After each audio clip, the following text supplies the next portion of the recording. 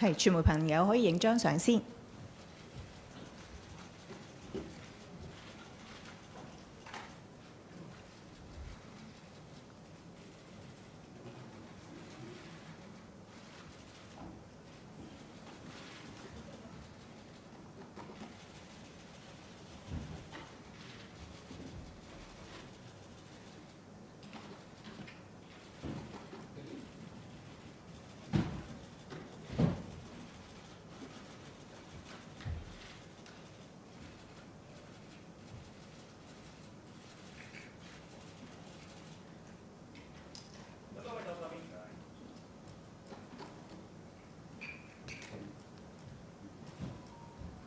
OK 啦，咁請各位就座先。係，歡迎大家今日嚟記者會。今日記者會咧由環境及生態局常任秘書長聯同相關政府部門嘅代表今日出席嘅。咁我哋一陣由常任秘書長先發言，然之後咧我哋會有提問環節嘅。請常任秘書長。好。首先多謝傳媒朋友今日出席我哋嘅記者招待會。為咗應對日本排放核污水計劃，環境及生態局同埋食物環境衞生署、食安中心、漁農自然護理署、香港天文台、衞生署同埋政府化驗所咧，成立咗跨部門嘅專責小組。主要工作係評估排放計劃對食物安全嘅影響，同埋制定應對嘅措施。今日跨部門專責小組嘅成員呢，會同大家講解一下特區政府應對日本排放核污水嘅一啲嘅工作同埋具體嘅措施。日本政府喺尋日宣布咧，將會喺8月24號正式啟動核污水嘅排放計劃。特區政府表示強烈嘅反對。保障香港嘅食物安全同埋市民嘅健康咧，係特區政府嘅首要考慮。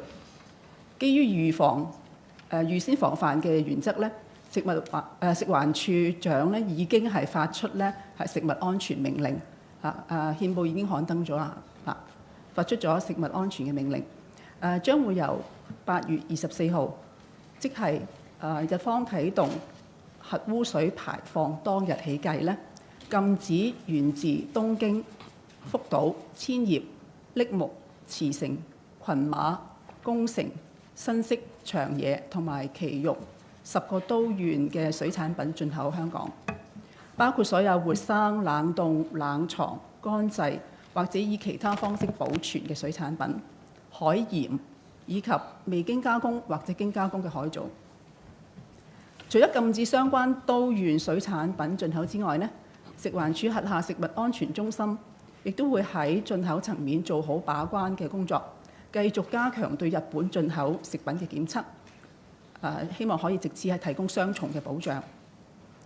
事實上咧，食安中心已經係由6月中開始咧，全面提升就住日本進口食品嘅檢測範圍，檢測所有由日本進口嘅水產品，同埋加強檢測其他相關嘅加工食品。另外咧，政府亦都加強咗喺其他方面嘅監察嘅工作嘅，全方位保障香港嘅食物安全。漁護署會加強本地漁產品輻射水平嘅監測工作，包括從魚類統營處批銷嘅捕撈漁產品，同埋香港水域嘅魚類養殖區採集樣本進行檢測。而香港天文台咧，亦都一直有監測香港嘅環境輻射水平，並且會加強咧香港水域嘅海水樣本輻射監測嘅工作嘅。咁而家首先咧就請食環署咧署長同大家講一講咧食物安全命令嘅詳情。咁接住之後咧，食安專員會介紹食物檢測嘅安排。跟住咧，漁護署同埋天文台嘅同事會同大家講述佢哋相關嘅輻射檢測嘅工作嘅。我請署長。唔該，大家好。正如剛才常任秘書長所講，我今日已經行使食物安全條例之下嘅權力，發出咗相關嘅食物安全令，並且刊登於憲報。根據命令，凡係源自日本東京、福島、茨城、宮城、千葉、群馬、櫪木、新潟、長野同埋埼玉10個都縣，並且喺2023年8月24日0時0分或之後收穫、製造、加工或者包裝嘅活生、冷凍、冷藏、乾製或者以其他方式保存嘅水產、海鹽，以及未經加工或經加工嘅海藻，一律係禁止輸入香港同埋喺香港境內供應。至於其他未有被禁止輸入香港同埋喺香港境內供應嘅日本水產品、海鹽，以及未經加工或者經加工嘅海藻，我哋嘅食物安全中心亦都會全面進行輻射水平測試，喺確認相關產品冇超出輻射水平嘅情況之下，先至會放行於市場供應。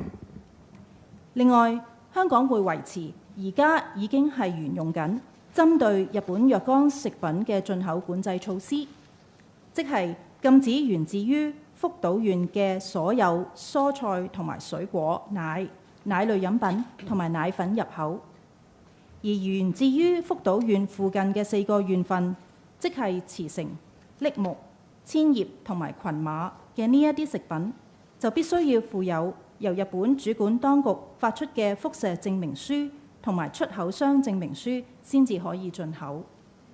至於所有源自於上述5個縣嘅冷凍或者冷藏野味、肉類同埋家禽、禽蛋，就必須要附有由日本主管當局所簽發嘅輻射證明書，證明呢一啲食品嘅輻射水平冇超出食品法典委員會嘅指引限值，先至可以進口，否則就係禁止輸入本港嘅。我想提醒大家，食物安全係關乎市民嘅身體健康，因此政府會嚴格執行上述所講嘅命令，確保喺香港出售嘅食品都係安全同埋適宜食用嘅。任何人違反咗命令嘅任何條款就係犯罪，可以處第6級嘅罰款同埋監禁12個月。跟住我報告一下食安中心嘅工作。保障食物安全係食安中心嘅首要工作嚟。食安中心喺2023年4月開始已經逐步加強對日本進口食品嘅輻射檢測，特別增加水產品嘅檢測，而亦都喺6月中開始全面提升對日本進口食品嘅檢測範圍，每日都係檢測所有由日本不論縣份進口嘅所有水產品，亦都加強檢測相關加工食品，以保障食物安全同埋維持市民嘅信心。咁由6月中開始到依家我哋大概檢測咗1357個日本進口食品，當中超過一半係水產品嘅。不過我呢度強調一下啦，我哋依家嘅檢測係100% 嘅水產品都係會檢測嘅。咁除咗增加日本進口食品嘅檢測之外我哋亦都好重視業界嘅。我哋與業界係保持聯密嘅溝通啦。我哋一直都係同日本食品進口業界同埋餐飲業界保持緊密嘅溝通，就相關嘅管制措施同埋最新嘅情況同業界溝通，同埋讓業界做好最好嘅準備嘅。而今日朝頭早我哋食安中心亦都為業界舉辦咗2場嘅網上簡介會，大概係超過700嘅人係嚟參加嘅。咁我哋希望透過簡介會同業界解釋呢個新措施嘅具體安排。之後我哋亦都會再舉辦第3場嘅簡介會，希望同業界保持溝通。咁另外我哋同公眾都係希望提供一啲最新嘅資訊嘅，所以我哋希望為市民令到市民可以更加掌握有關日本進口食品嘅最新安全資訊食安中心會喺每個工作天喺我哋嘅網頁入邊公佈有關日本進口食品樣本嘅輻射檢測結果嘅相關資料亦都會轉載翻喺環境生態局每日嘅每個工作天發布嘅新聞公告入邊嘅。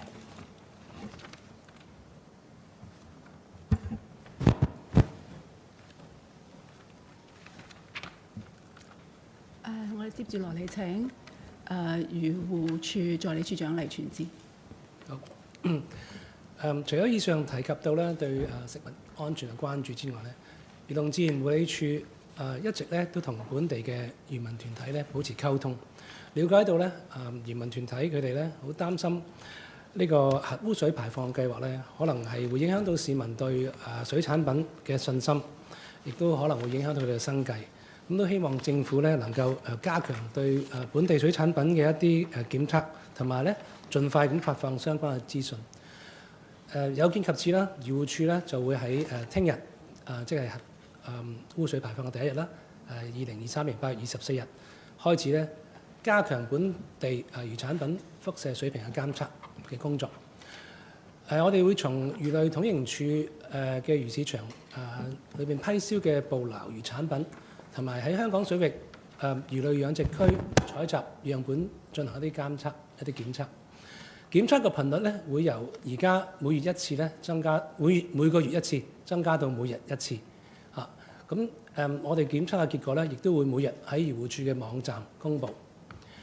我了解到咧，天文台亦都會加強喺香港水域海水樣本監測工作。天文台如果一旦發現香港水域有啲異常監測嘅結果咧，佢哋亦都會盡快咁直接通知漁護署。係啊，咁其實就香港天文台咧就一向咧，我哋都有監測呢個香港嘅環境輻射水平嘅。咁就包括每一季咧，其實我哋都有喺本港嗰個水域咧，就抽取啲海水嘅樣本啦，就可以測量佢裏邊嘅氚啦，同埋人工加碼放射性核素嘅含量嘅。咁就因應今次日本福島嘅核污水排放咧，我哋喺上個月咧，其實已經開始咧係加密咗咧呢個本港水域海水樣本嘅輻射監測㗎啦，就會增加到咧大約每個月咧一次嘅。咁如果有需要咧，亦都會因應個情況咧去調整個次數添。咁而測量嘅結果咧，我哋會透過天文台嘅網頁咧係公佈俾市民知嘅。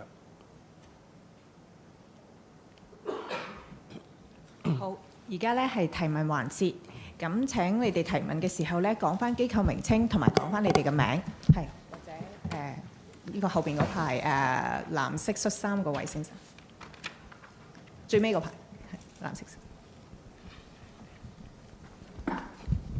咁多位你好，經濟日報。首先想請教下咧，聽日即係個安排啦，即係聽日喺即係個實際操作上邊有冇話即係幾點開始就會禁止即係10個都縣嘅一啲嘅水產品入口啦？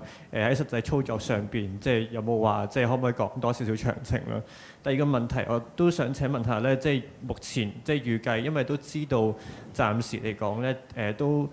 近期都未見到有一啲嘅即係水產品啊，或者其他食物係日本入口咧係唔合格嘅。其實你哋預計即係日本聽日排放咗核污水之後咧，即係嗰個輻射嘅水平會唔會突然之間大幅去提高啦？或者係有冇暫時一個預測，即係未來即係可能一個短期內啲水產品嘅輻射水平會唔會即係有一個好大嘅變化啦？或者等同事答一答先，好嘛？頭先記者朋友講到咧，就係嗰個食物安全命令咧，聽日就會生效。咁究竟係講緊幾多點生效咧？喺凌晨0時開始生效嘅，即係其實係今晚其實係12點過後咧就開始生效啦。咁個實際嗰個操作個情況咧，我請處長同大家講講。好，我哋其實咧一直以嚟都有喺嗰啲進口嘅地點，譬如話機場啦，或者係海港啦嗰度去做檢測嘅。咁樣聽日或者今日嘅情況咧都無異，我哋都會係繼續咁做。事實上，由6月中開始咧，我哋已經對日本嘅進口嘅水產品咧進行全面嘅檢測。咁所以我哋都會繼續係咁樣做。咁我可以交翻俾食安中心嘅專員，佢都可以再講解一下究竟喺現場會係點樣做咧。好，多謝經濟日報嘅提問啦。咁其實咧，因為日本當局咧係琴日宣布，咁就係聽日生效嘅。咁所以咧，我哋咧食安中心咧都好重視咧呢個事件啦，因為食安咧係最重要嘅大家關心嘅議題嚟嘅。咁因應嗰個時間緊迫咧，所以我哋琴日開始咧經過日本通報之後咧，我哋就即刻已經聯絡業界，舉辦今朝嘅講解會，就希望業界咧了解嗰個情況。其實咧個情況咧，頭先處長咁講啦，一直以嚟咧，我哋食安中心檢測日本食品咧，一直咧都行之有效嘅。業界咧亦都係了解嗰個程序。不過一個新嘅命令生效嗰陣時咧，我哋亦都趁機會咧，喺命令生效之前咧，同業界咧多啲解説，希望減低嗰個誤會咯。咁嗰個情況大概係點樣咧？因為日本食品咧基本上入香港咧，主要咧分兩個大途徑，一個由空運，一個咧就係海運。咁空運同海運咧，我哋嘅做法咧都係類似嘅，就係當嗰個食品嚟咗香港之後咧，我哋就會每一批水產咧都會去睇個入口文件，亦都會咧去攞版去做輻射監測嘅。咁喺我哋完成嗰個輻射監測之前，同埋有結果之前咧，嗰批水產品咧係不能放喺市面出售嘅。呢一個咧係非常之有效嘅規管，去保障市民嘅健康。另外咧，亦都係增強咧市民對香港食安系統嘅信心。咁呢個情況咧，我哋咧係行之有效，由2011年到依家咧都係咁樣做嘅。咁所以業界亦都係理解嘅。想補充一點咧，就係關於如果喺聽日凌晨零時之前已經係上咗飛機或者上咗船，已經付運嘅日本水產品，即使係受命令所規限嘅水產品咧，只要佢係喺24號凌晨零時之前係付運咗嘅話咧，亦都係不受呢一個命令所限制。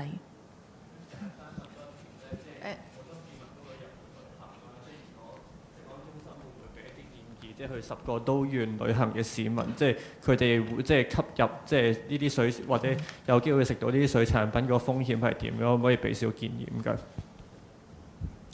黃醫生，係多謝。其實咧市民咧一直都好喜歡去日本旅行嘅。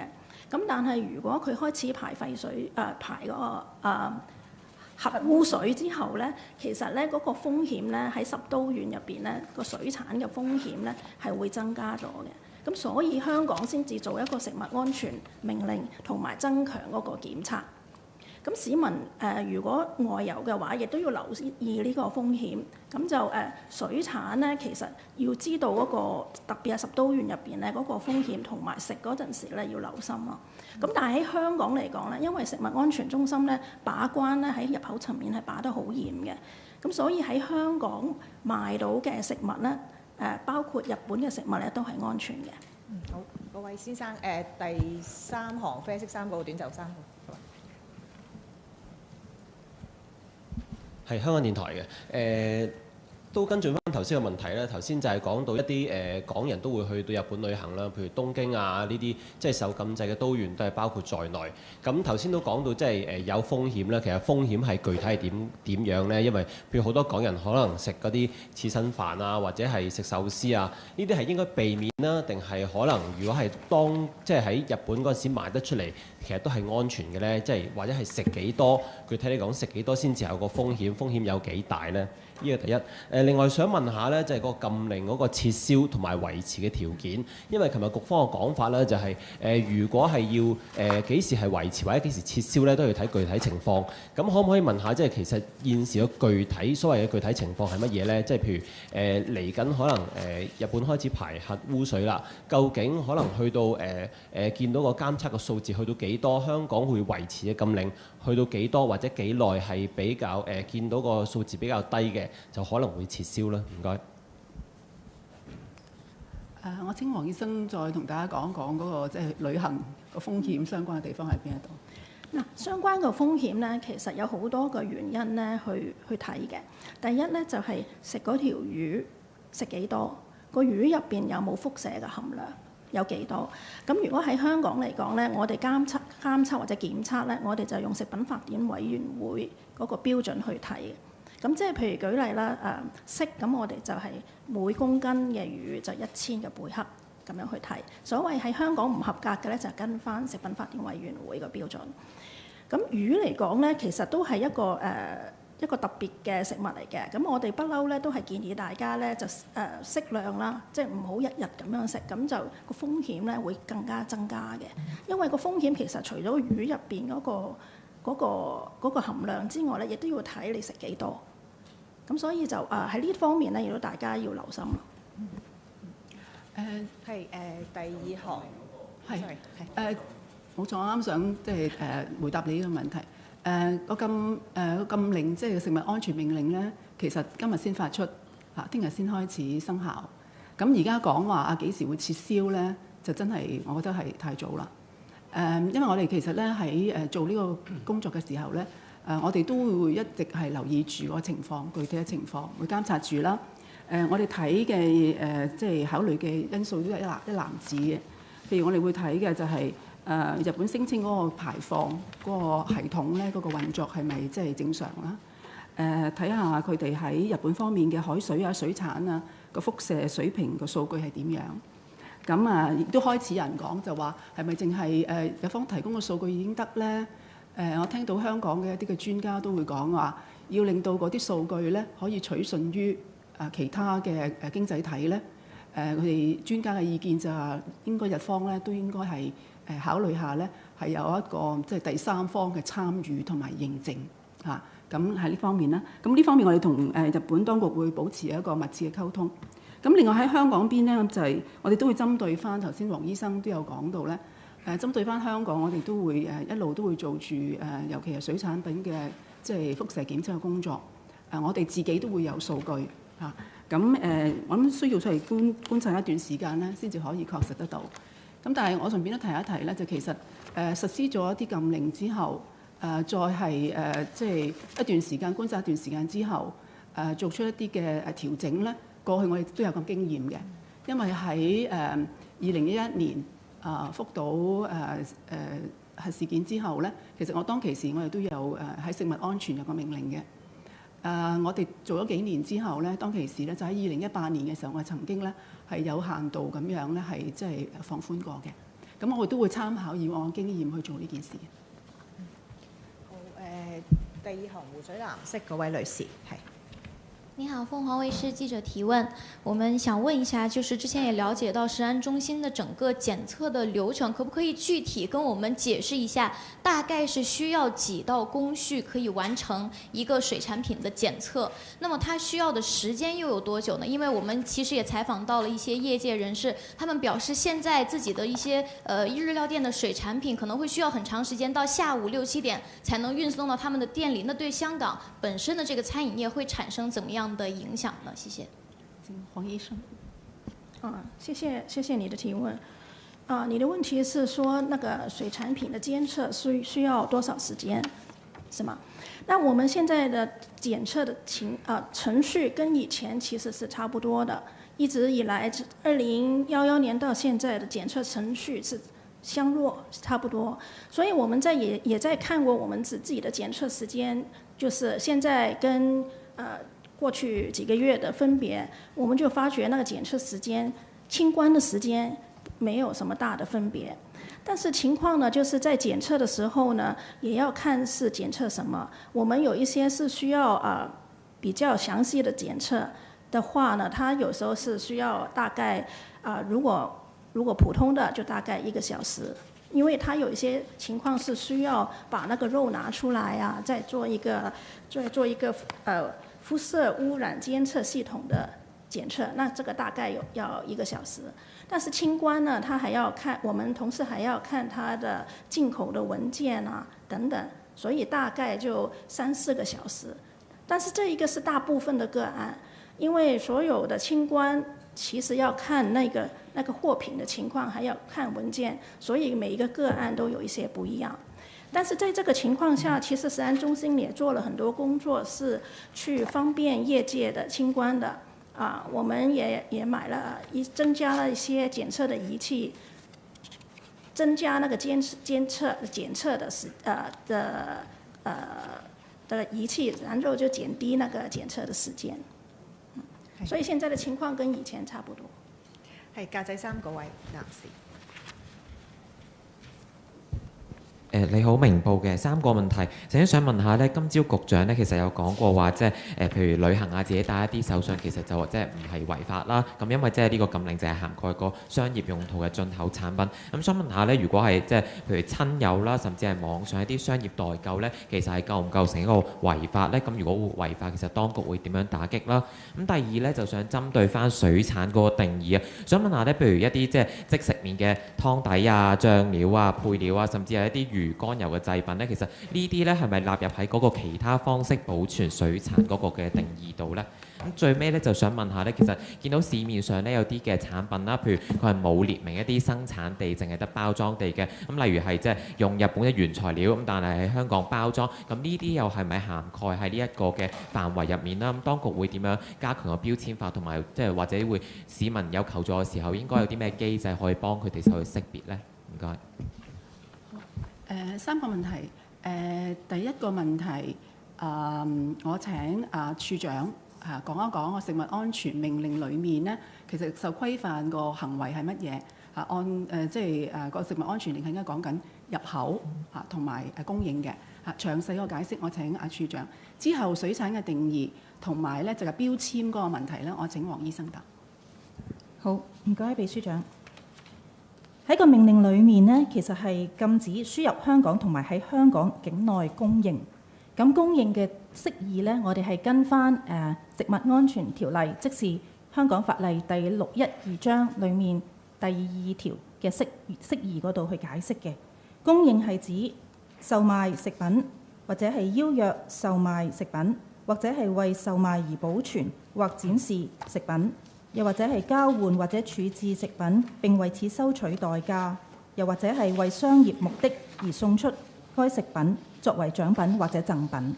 咁所以如果唔係跌入上述所講嗰啲嘅情況嘅話呢，簡而言之，如果你係自己去到日本係手帶一啲喺當地買嘅食材翻嚟自己去自用，又或者係免費咁樣送俾你嘅屋企人或者係親友嘅話呢，都唔會係受限於呢一個命令嘅。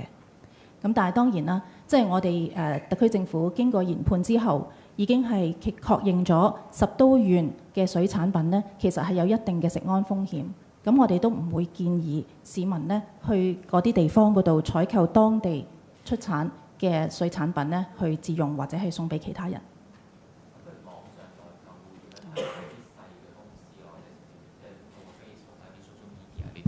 即係咪算係一啲商業嘅進口啦？咁又會點樣打擊？係呢一啲係一啲商業嘅行為，咁亦都係受限於命令嘅。正如我頭先所講啦，如果係任何人係干犯咗呢一個命令，違反咗呢一個命令嘅話呢，係可以處6級罰款同埋監禁12個月嘅。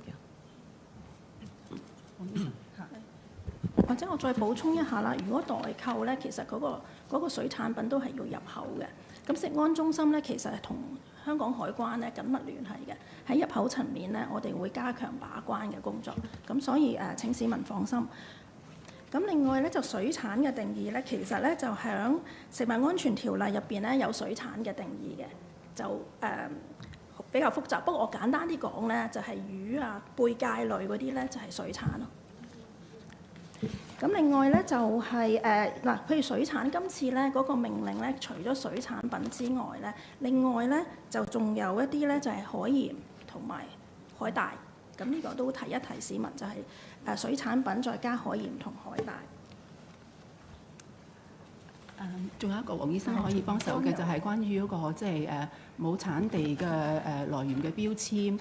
如果係喺日本進口一啲嘅水產品嚟到香港先至包裝嘅話咧，嗰啲標籤嘅情況，可唔可以係話，即係佢係話喺日本進口嗰個水產品，但係香港製造係咪？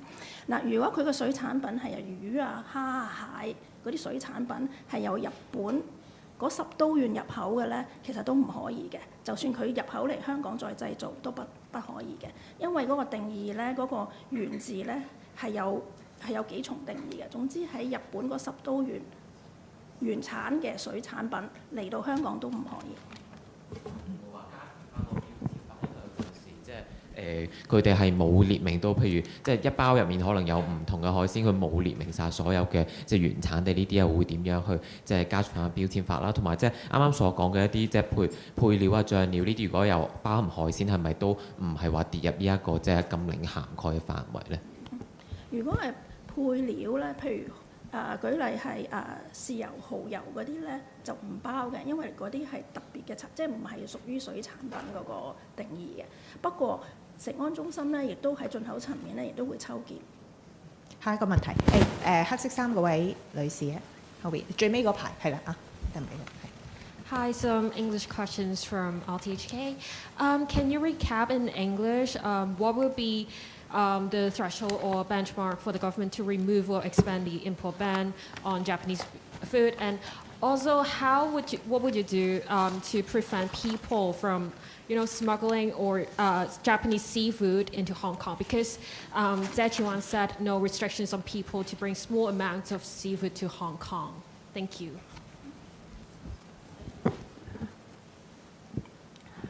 On when government will consider varying the food safety order, amending the safety order, I think it's now too early to say because we just DFEH just today issued the food safety order, which would start to take effect tomorrow.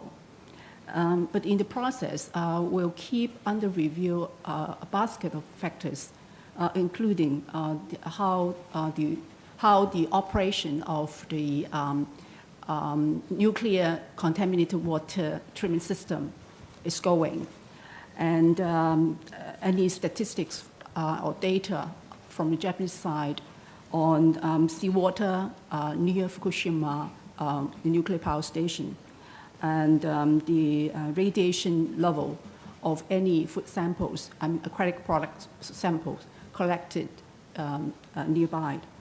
And on the part of Hong Kong, because the Center for Food Safety is collecting aquatic product samples every day, doing testing, so we'll have our own database. So we'll make reference to the data over time and observe after a certain period of time. We do have experience in varying food safety orders before.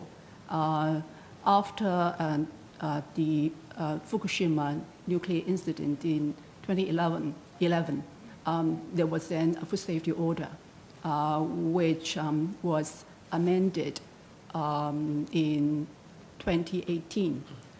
So we do have experience in sort of in varying the order itself.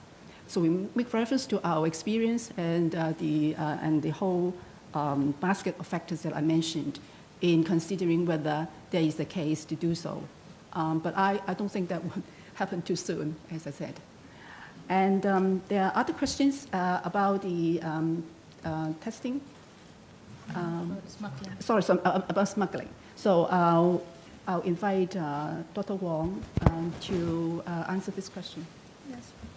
Regarding smuggling, the Center for Food Safety has been working very closely with Hong Kong Customs, and we will also continue to mount a joint operation on smuggling. 後邊嗰排而家舉緊手嗰個係。Hello, question from the South China Morning Post. How much the government is expected to spend on this expanded testing system, and how much has been spent since mid-April? And how does the government's precautionary measure work if a loophole exists where the products can be brought by individuals and resold in a personal level? And how do the authorities combat such behavior? I understand you have just mentioned the food safety law is in place, but how to enforce? Thank you. I'll invite Mr. Lee, the Deputy Secretary, to answer the question on expenditure. And then the enforcement issues will be dealt with by Dr. Wong. On the amounts of expenditure on enhancing the testing equipment and the testing of Japanese imported food products, in the past 2 years, the total expenditure is about 10 million. So this includes the expenditure by the Center for Food Safety, the government laboratory, and the AFCD in purchasing the required equipment deploying additional manpower as well as the testing material consumables. Right. For enforcement, Dr. Wong. So the question is how to enforce the food safety order.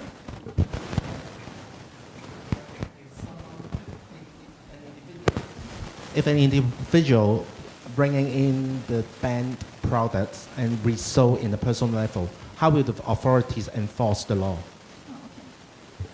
So we have been enforcing the food safety order for many years. So just for your information, we have prosecuted 13 cases. We have prosecuted 13 cases on violation of food safety order.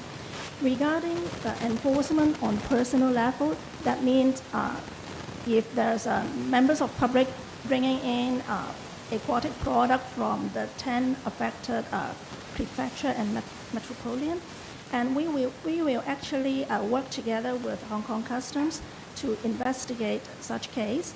If there's sufficient evidence proving that the import of the aquatic product is for commercial use, so we will collect the evidence and pursue for prosecution if there's adequate evidence.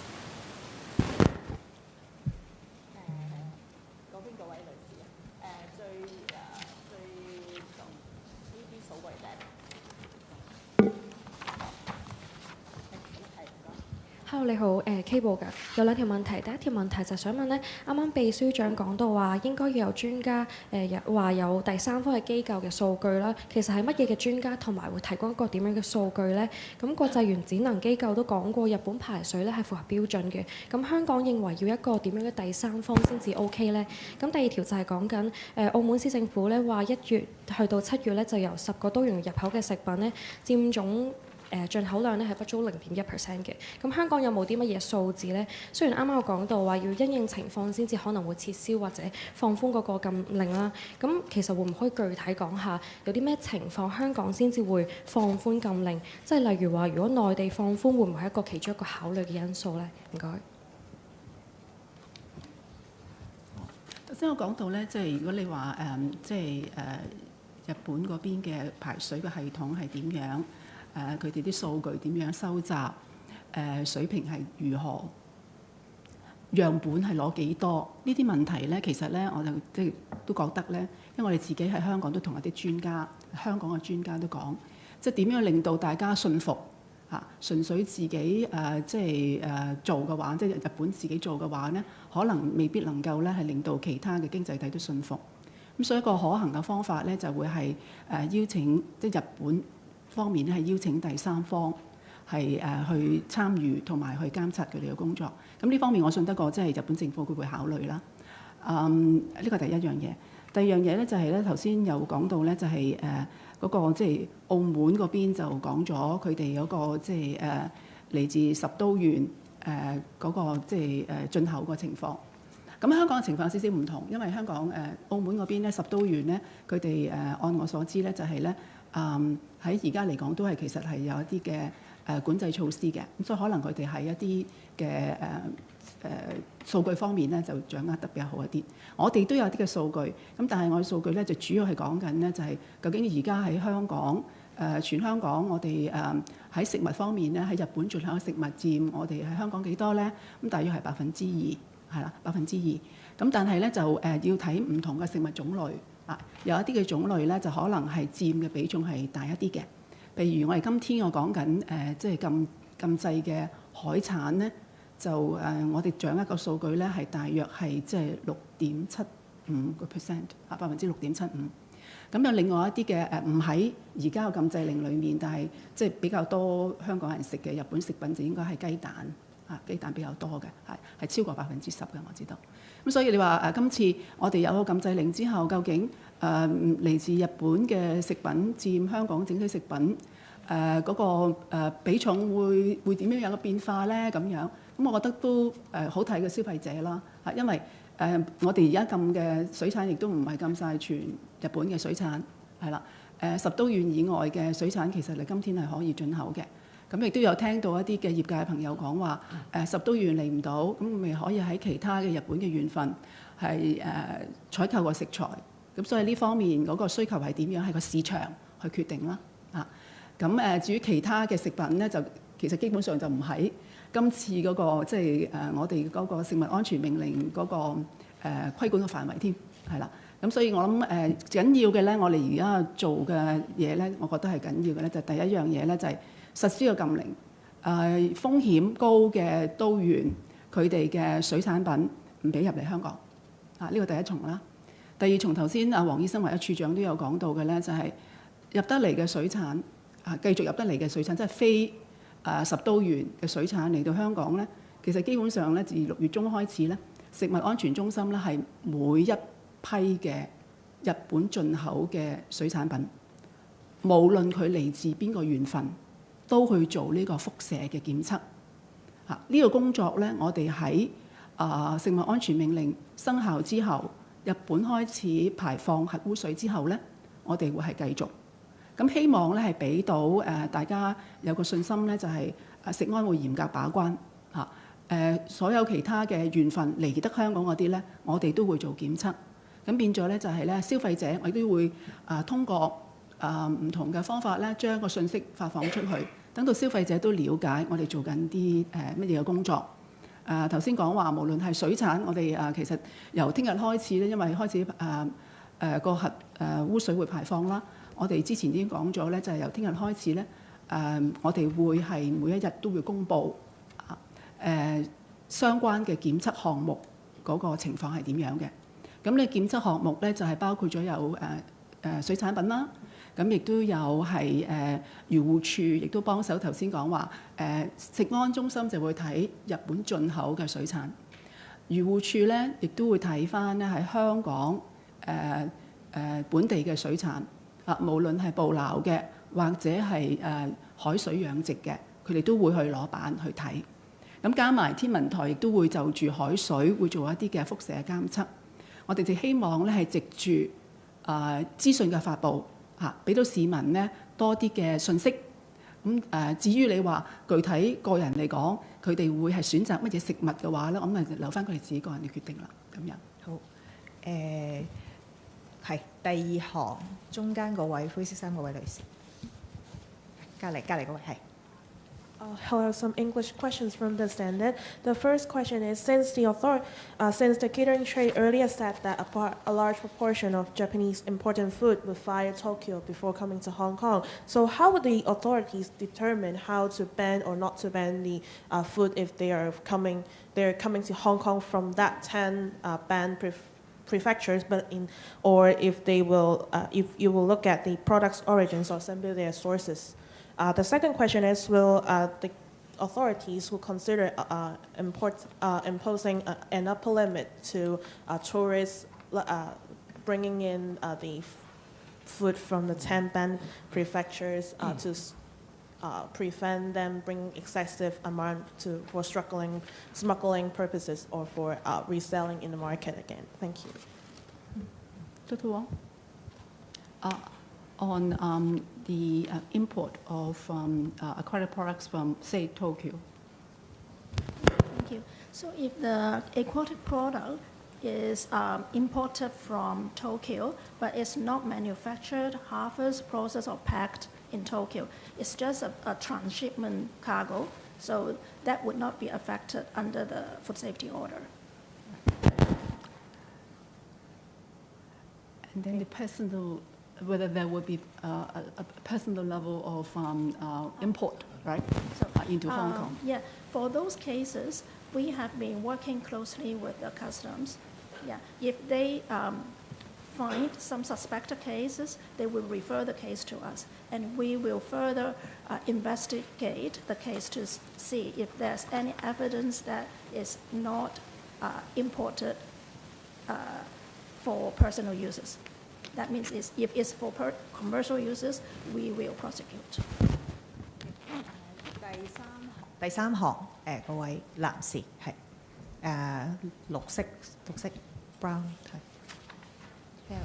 係。係你好啊，東方嘅都想請教翻啦，即係啱啱局長今朝都講到話手信都可以帶翻嚟香港啦，但睇翻澳門嗰邊咧就係全面禁止進口啦，就包括就話會檢查入澳嘅人士嘅隨身物品啦，咁即係佢哋會連即係手信都唔帶得啦，即係你哋點睇？即係香港嘅規管會唔會有個漏洞喺度咧？即係會唔會較澳門即係遜色啲咧？另外就係即係農林產品方面會未來會唔會睇啲數據會考慮會禁止咧？即係可能因為內地都禁嗰個範圍都較大啦，會唔會參考內地未來會禁即係啲生果啊、農林產品咧？唔該。我答咗你後面嘅問題。至於嗰個進口嗰個即係食物安全命令嗰個涵蓋嘅範圍，頭先我話進口同埋供應，我睇下處長會唔會有即係進一步嘅補充。因為而家我哋針對嘅問題咧，就係日方嗰個核污水嘅排放計劃係啦。咁所以咧，我哋咧就係鎖定咗咧而家我哋即係針對嘅一啲日本嘅產品咧，就係講緊係水產品啊，當然有海鹽啊、海藻咁樣樣。咁所以其實咧就係如果係源自於核污水嘅排放咧，咁現階段咧我哋覺得咧針對水產品係一個適當嘅做法。咁至於個進口嗰度，頭先我諗係好幾位記者朋友都有講到，就係話個人如果係即係自己即係帶貨帶翻嚟你坐飛機又好點帶翻嚟香港嘅時候咁樣我諗頭先我哋講到有區分到你自用或者係你係做一個商業嘅用途。咁請處長可以同大家再講一講呢一個，等大家都清楚。好，其實咧整個食物安全條例咧，其實都係旨在為食物進口商同埋食物分銷商係即係設立一啲規範咁樣嘅。咁所以主要就係管制咧進口同埋供應呢兩個層面嘅事情。咁而食物安全嘅命令咧係根據食物安全條例所發出，咁所以咧亦都會係以呢一個嚟做原則嘅。咁我認為即係喺政府係考慮成件事嘅時候咧，都要平衡一下即係個人佢哋嗰個做法啦，同埋咧會真係影響到公眾安全、食物安全同埋健康呢兩個唔同嘅情況。咁我哋係特別關注到後者，即是話如果有人係進口一啲食品係為咗要嚟喺香港度供應俾其他人食用嘅話咧，呢個責任係非常之大。咁所以咧，我哋就係針對呢一啲行為，即係商業嘅供應行為咧，係嚟作出呢一個命令嘅。或者我都想補充一個，頭先處長已經講得好明白咧。代購即係你個人入口即係帶翻嚟啦嚇。咁但係咧，你如果係咧係跌中咗嗰個食安命令裡面講嘅所謂供應，即係話你係收錢係啦，跟住咧係售賣嘅話咧，其實係已經係即係受到嗰個即係食物安全命令嗰個嘅規範嘅。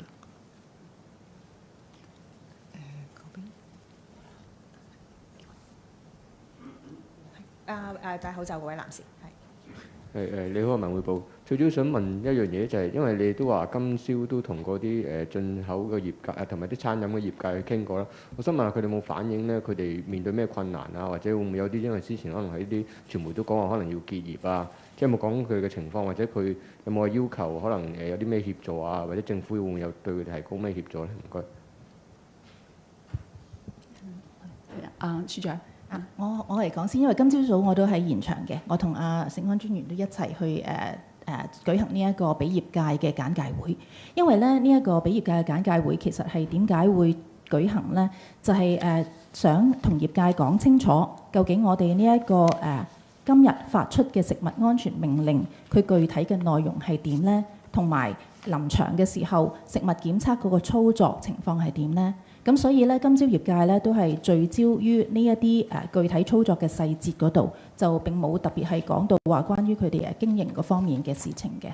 咁我哋今朝同業界嘅溝通都相當良好，咁解説得好清楚啦。咁但係咧就都知道業界咧會有好多問題，咁所以咧我哋都特別咧設立咗兩條熱線咧，係可以俾業界咧係就住喺海路嚟或者喺空運嚟嘅貨品嗰個檢測嘅安排咧，係作出查詢嘅。咁兩個電話號碼分別海路嘅咧就係25221004啦，然後空運嘅係21168250。咁可唔可以重複一次啊？好啊，可以啊。如果係海路運輸日本進口嘅水產品、食品有疑問嘅話咧，可以打25221004；而空運呢一啲食品嚟香港嘅話咧，就可以打21168250。咁我哋同時咧就會準備可以回覆業界嘅查詢啦。咁如果有需要嘅話咧，我哋都唔排除會再舉行多一啲類似嘅簡介會，讓業界更加明白我哋嘅具體操作，可以配合我哋嘅操作咧，而令到整個進口嘅過程咧能夠順暢。多謝。或者處長其實頭先嗰兩個電話號碼係咪即係已經係通報咗俾業界啊？係啦，我已經通報咗俾業界。或者呢邊呢位男士，白色衫係。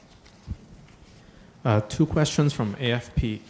So nuclear power plants around the world routinely discharge tritium, chun, into the sea as part of their wastewater management. For example, the Yanjiang plant and the Jinshan plant in China both discharge over 100 terabecquerel of tritium in a year.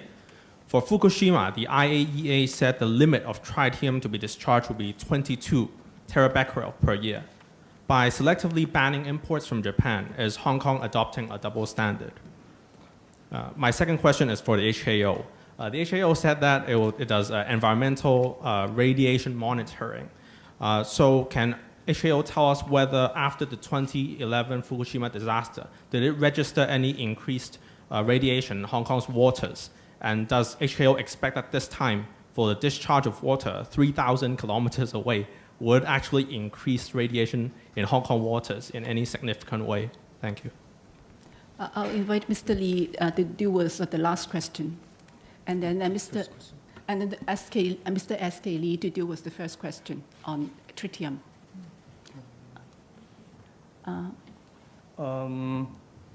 As I just mentioned, the HKO has been monitoring the radiation level of the seawater for quite a long time.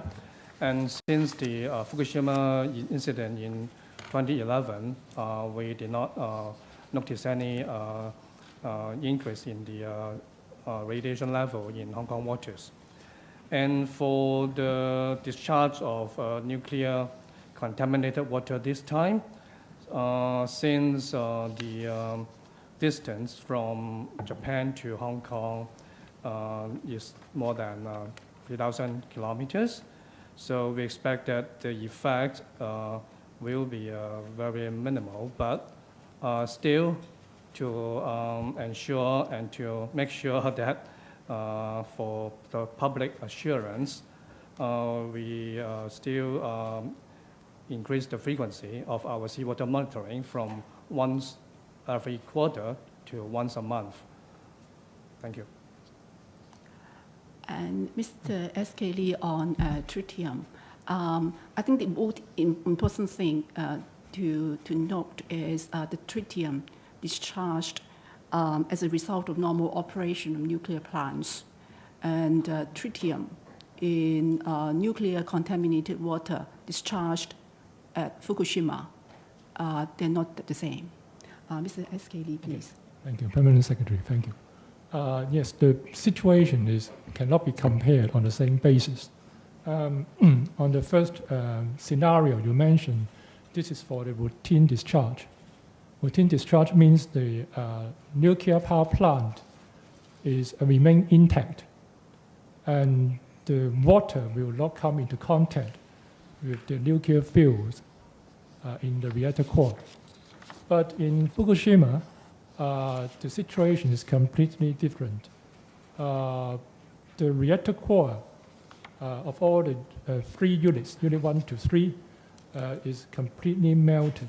So the water, the nuclear contaminated waters has come into contact with the highly radioactive materials inside the melted reactor cores. And they contain, in addition to tritium, there's many different kinds of radioactive substances, which could be of very high radiation levels. So they need to be treated by very sophisticated systems in order to reduce the levels.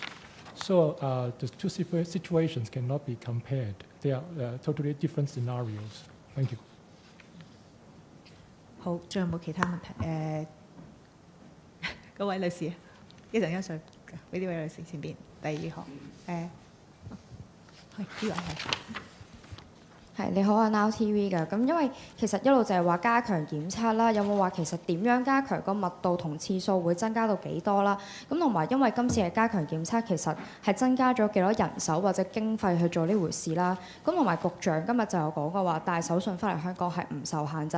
咁即係啱啱都有提過話，即係如果佢係商業嘅先會係違法啦。咁其實點樣分到嗰個人帶入嚟係商業啊定係自用咧？會唔會需要市民做一啲申報咧？同埋如果係真係一個商業嘅行為嘅話，可以點樣追蹤到咧？唔該。好啊。喺個檢測方面嗰個加強嗰個檢測嗰個頻次係點樣咧？喺食品方面咧，我請黃醫生同大家講講。一年我哋而家係攞緊幾多版？我哋打算會加到幾多版咁樣？係，多謝。多謝你提問。首先講咗手信嗰個先啦。手信咧就今朝局長都提過啦。如果自用，即係譬如你帶1、2盒翻嚟自用，或者係即係喺機場買咗手信咁過嚟香港，咁嗰啲咧就係不受現時嗰個食物安全令規管嘅。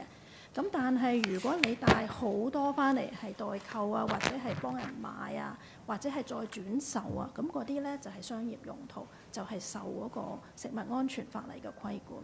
我哋會點樣去做咧？我哋其實會同海關咧緊密合作。咁但係詳細好仔細嘅跟進咧，我就唔方便喺呢度講，因為呢個都係一個個案嘅跟進。咁另外咧就講到第二條問題係嗰個人手係，我哋其實咧就增加咗個檢測儀器嘅，另外咧亦都係增強咗我哋嘅檢測嗰個設施，咁就喺呢方面咧，我哋做多咗好多工作啦。過去咧就我哋用咗即係食安中心咧大概用咗200萬咧去增加嗰個檢測設施。喺嗰個每年嗰個輻射水平嗰個檢測嘅頻次，我哋都增加咗嘅。呢度咧，或者我趁呢個機會講一講啦。頭先咧，我嗰度咧都有講到嘅。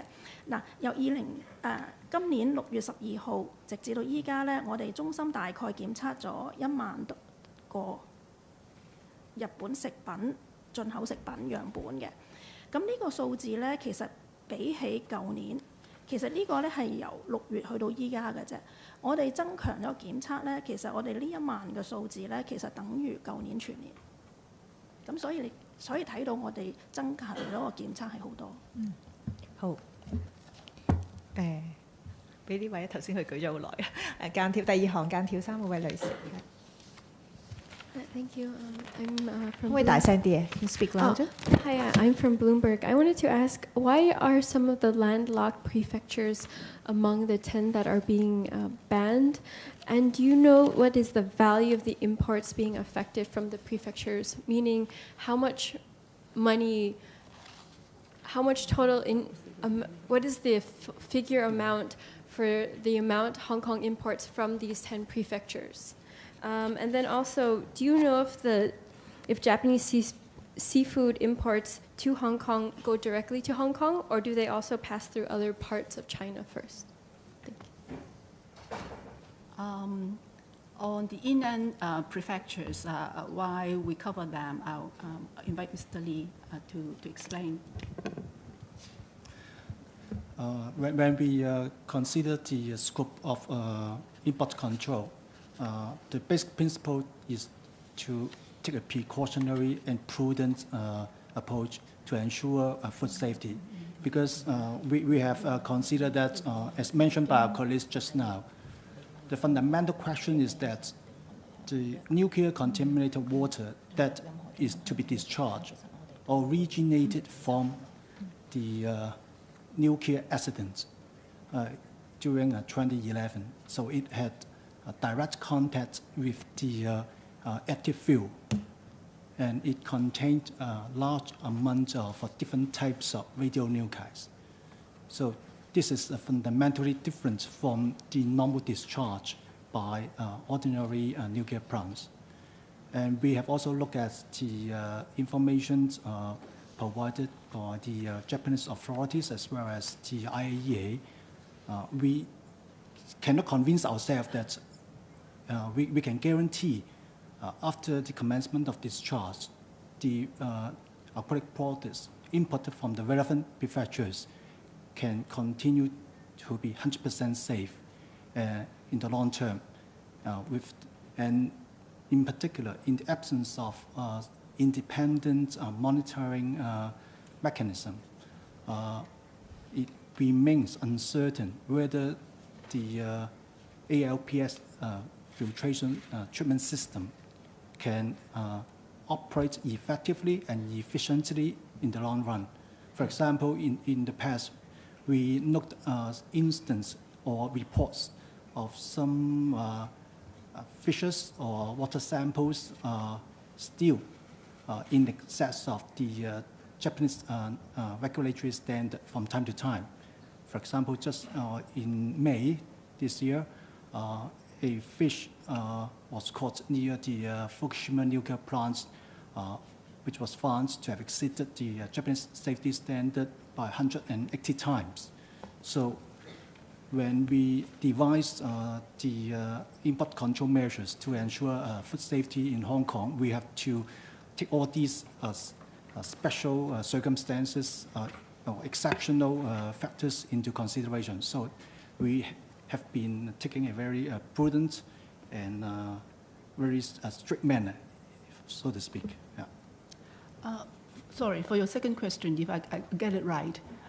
So actually you are referring to situations whereby aquatic products originating from the 10 metropolis or prefectures, but they went through other jurisdictions before arriving at Hong Kong. Are you referring to the situation as such?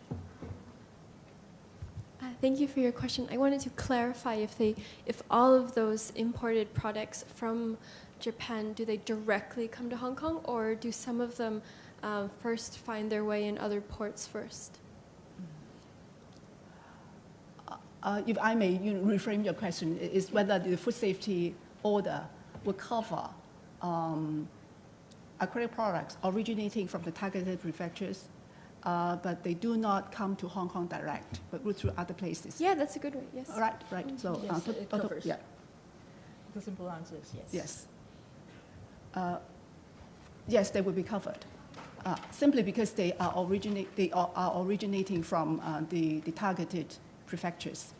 Whether they arrive Hong Kong direct or go through other places, that will not affect the very fact that they are originated from the affected prefectures. 好，下一條問題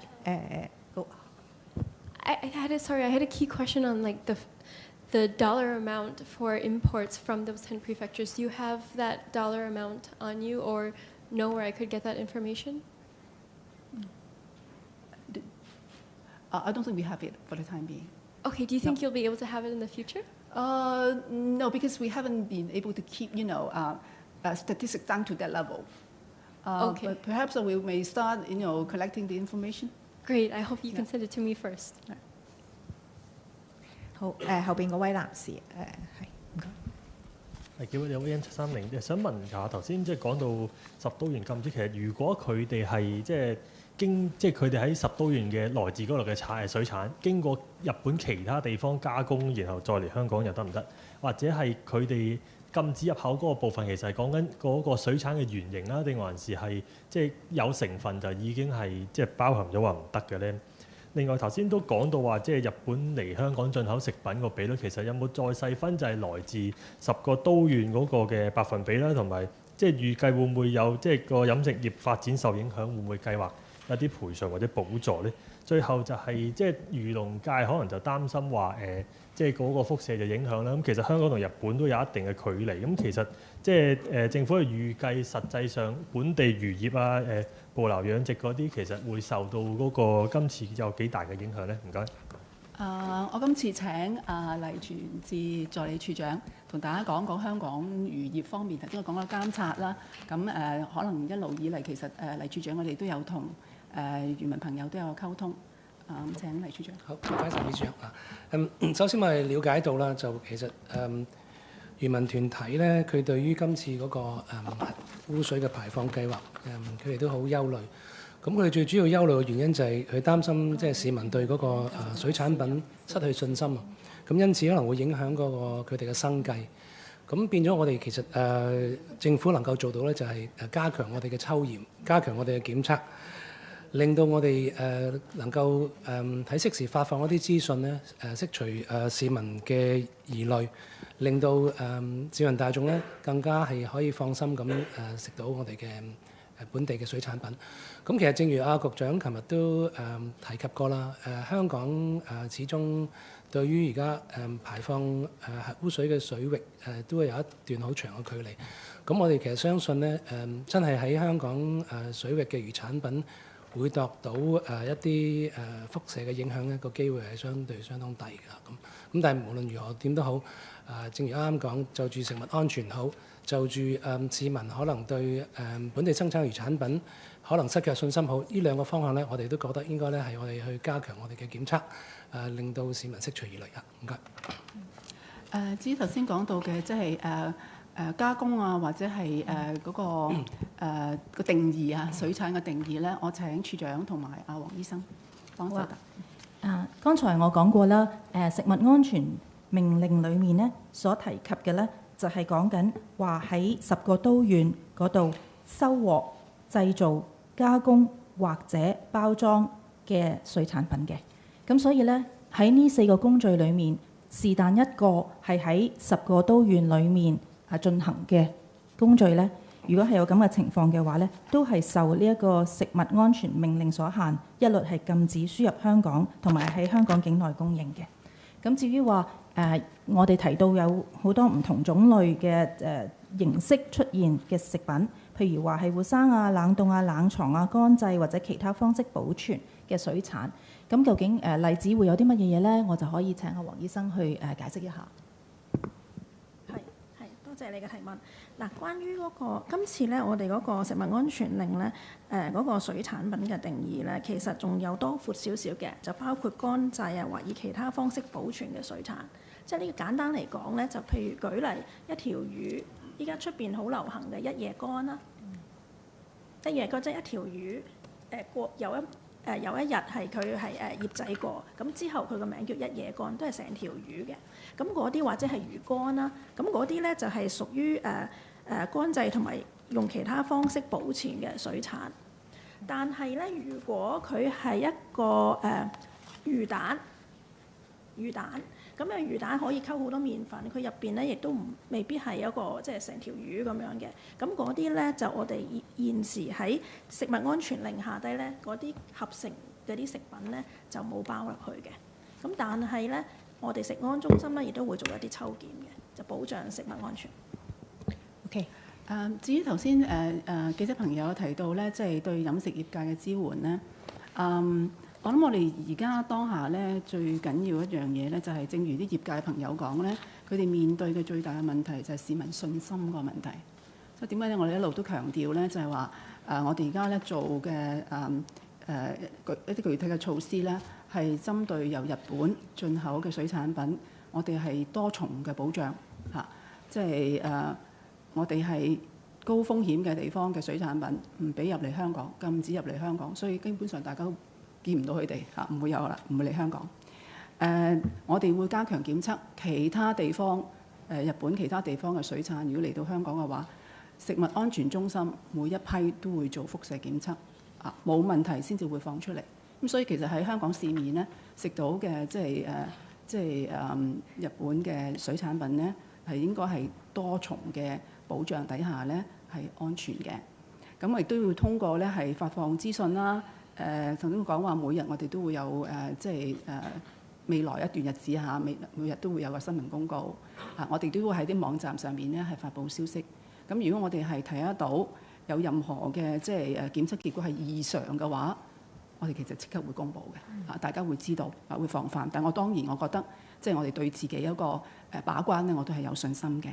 咁亦都希望即係公眾對即係相關嘅食品咧都會有信心啦，有嘅資訊可以選擇啦咁樣。咁業界亦都有提過就話其中一個可以幫到你嘅方法，可能會唔會有啲標示啊，即係話我啲水產係嚟自咁就係非10都縣嘅咁樣。咁呢一個咧就業界如果係想做呢一樣嘢嘅話咧，我哋即係覺得都係對消費者嚟講都係一件好事嚟嘅。咁亦都食物安全中心咧，如果係有檢測過相關嘅批次嘅水產品嘅時候咧，我就知道咧相關嘅進口商或者個貨主咧都會有一封信咧係話俾佢哋聽我哋做過檢測確認咧佢嗰個情況咧係冇係符合個標準嘅。咁係啦，呢一個可能即係請處長或者係黃醫生同大家講一講，即係業界會攞到個封信，個封信大約係點樣嘅？咁變咗咧，其實業界一個好好嘅一個即係一個憑證啊，就話我呢啲批次嘅貨品經過食安中心一啲嘅輻射檢測，但係佢哋咧基本上檢測完之後咧係滿意嘅，係合格嘅嚇。可以黃醫生講一講呢一樣啊？係今次咧我哋都聽到業界嘅意見啦。咁我哋其實做完檢測之後咧，食安中心咧係會有一個準予放行信，即係我哋簡稱放行信。咁入邊會有啲乜嘢資料咧？主要咧就係佢有佢嘅海運提單編號啦、抵港日子啦。咁檢測嘅項目咧都有寫喺度，即係譬如佢有3批貨，咁我哋亦都做咗檢測。咁我哋就會講咧嗰個清關程序，即係以下嘅食品嘅清關程序已經完成啦，準予放行啦。另外咧，亦都會加一句咧，有關食品批次咧，亦都已經接受咗輻射檢測，結果合格嘅，係一封信件就會俾翻業界嘅。唔該。咁希望藉住呢啲嘅措施咧，都可以幫到業界啊。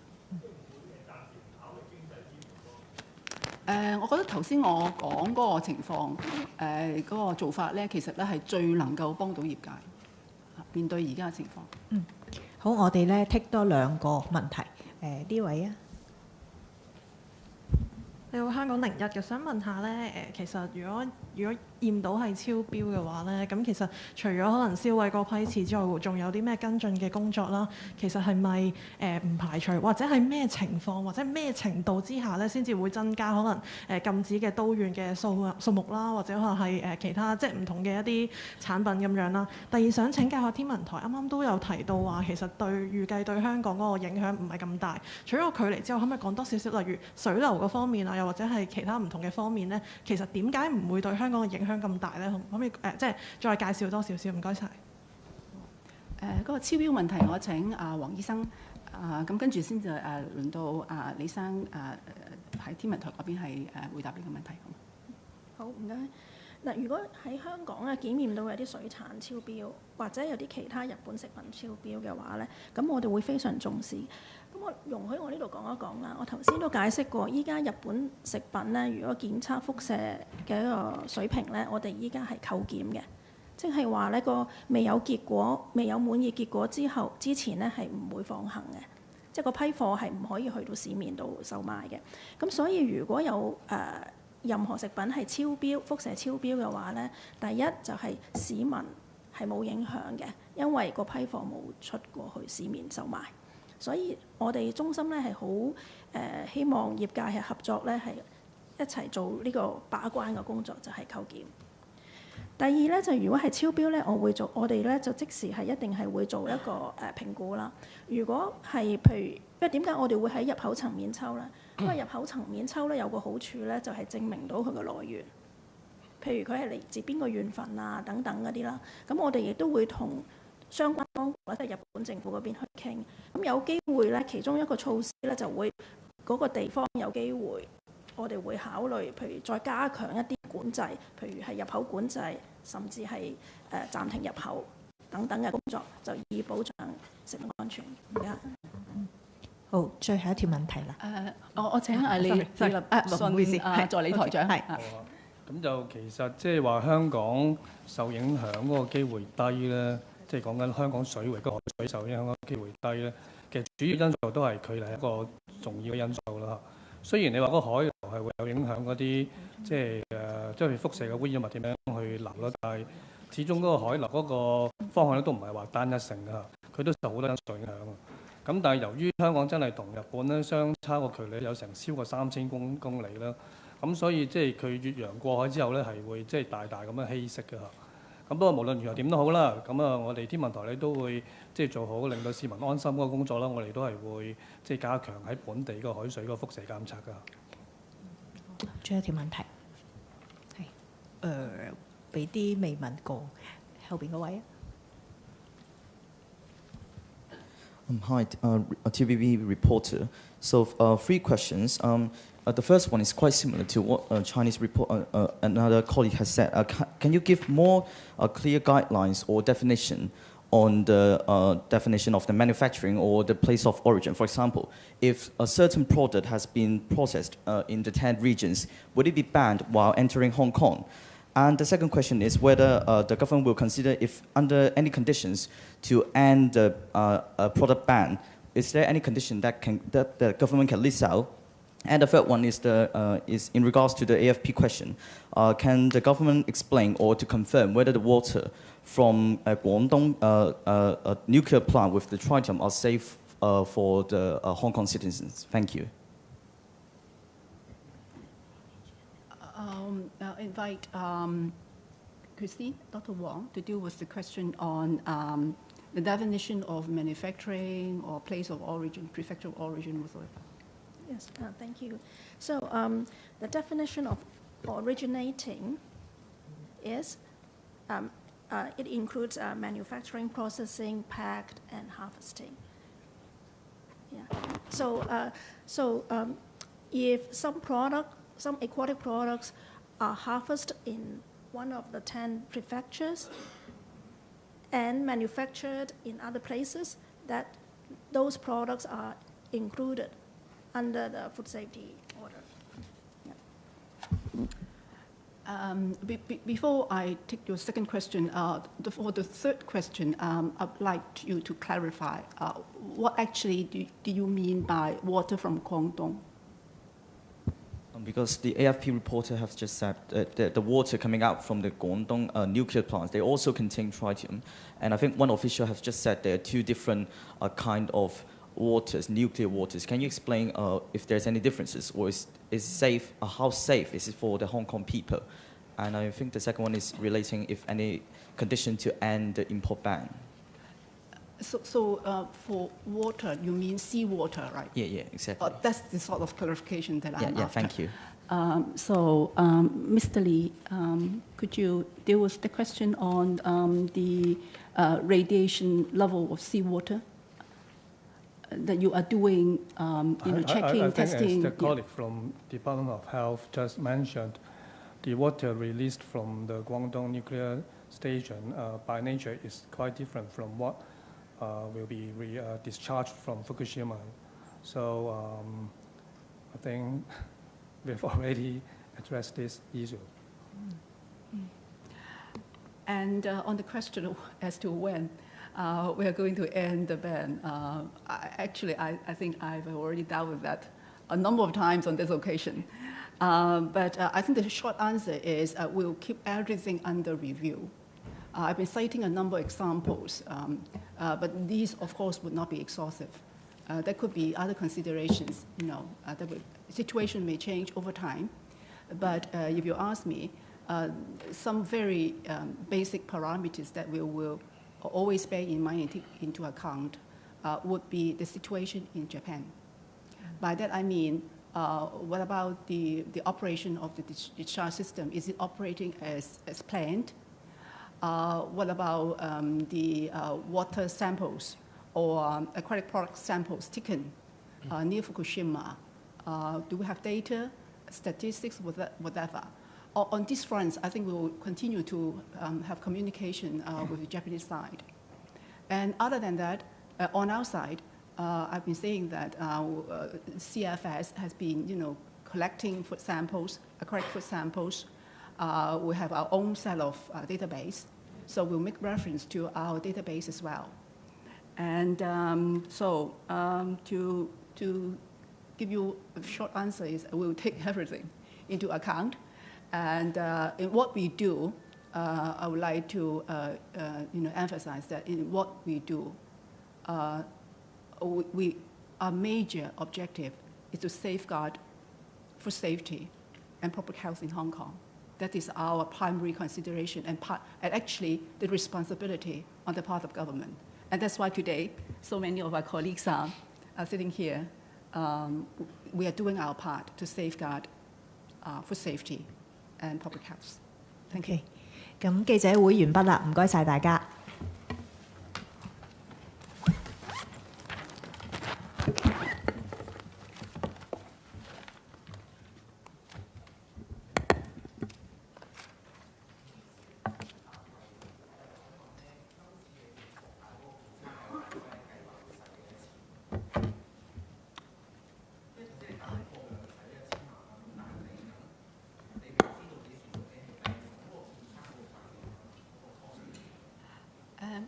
簡單去講咧，其實好多嘅費用咧會由部門自己調配啊。咁所以其實你問我話牽涉到幾多額外嘅支出咧咁樣，咁今天因為好多工作咧，譬如話食安方面，佢哋做一啲檢測工作，頭先黃醫生都有講，我哋加強咗，定我不嬲都做開嘅，咁佢哋可能係即係調撥部門嘅資源啦，人手亦都係如是。咁所以其實今天我就好難講到俾你聽實際上係用咗幾多百萬咧咁樣。咁但係我哋喺度做個工作嘅時候咧，即係我覺得如果大家既然係即係對於方面其實都有個興趣嘅時候咧，不如我哋都係可以集一集條數。咁或者稍後如果我哋有條數嘅時候咧，我哋再同大家講啦，好嘛？而家。